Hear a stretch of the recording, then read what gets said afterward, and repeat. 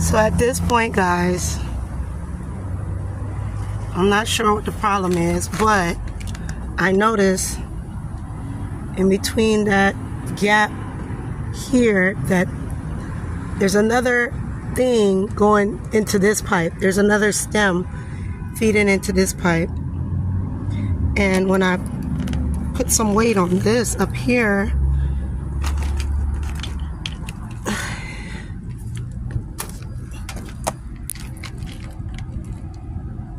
I don't know if you guys can see that, but it's some movement there.